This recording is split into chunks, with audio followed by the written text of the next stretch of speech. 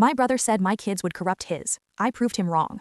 My older brother Marcus stood in my living room and told me to my face that his children were not allowed to play with mine because he didn't want them picking up bad habits. And I had to stand there and process the fact that this man had just described my kids like they were some kind of infection.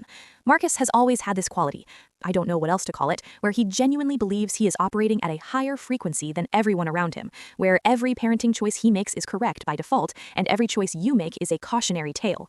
His kids are 7 and 9, mine are 6 and 8, and they've grown up together at family gatherings their whole short lives, tumbling around together at grandma's house, sharing snacks and games, and the specific chaotic energy of children who are genuinely happy to see each other.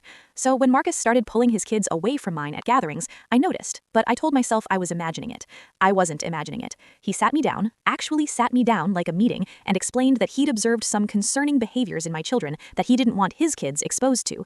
I asked him what behaviors specifically. He listed things like, my son plays too rough, my daughter talks back sometimes, my kids watch shows he doesn't approve of, and this one genuinely stunned me. My son had apparently told his son that vegetables were gross, and Marcus considered this an unacceptable influence. I almost laughed. I genuinely almost laughed in his face, but I could see he was completely serious, and that made me sadder than anything else about that conversation. My kids aren't perfect. I have never once claimed they were. They're children. They're loud and messy and occasionally rude and deeply wonderful, but hearing my brother categorize them as something to protect his children from broke something in me quietly and permanently. I pulled back from family events for a while. I stopped inviting Marcus to things because the alternative was watching my kids notice that their cousins were being kept away from them, and I was not going to explain that to a 6-year-old.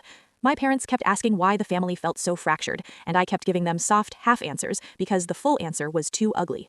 The twist came from somewhere I didn't expect. Marcus's older son, 9-year-old Theo, called my son on a tablet behind his dad's back and spent 2 hours playing an online game with him. And when Marcus found out, he punished Theo, and Theo, 9 years old, all heart, apparently looked at his father and said, "They're my cousins, Dad. I don't care what you think about them. I love them." Marcus called me 3 days after that. He didn't apologize cleanly. Marcus doesn't do clean apologies. It goes against his nature. But he said he thought he might have been overly rigid and that he wanted to try family dinners again. I said okay, because my kids deserve their cousins, and life is short, and being right wasn't worth more to me than being whole.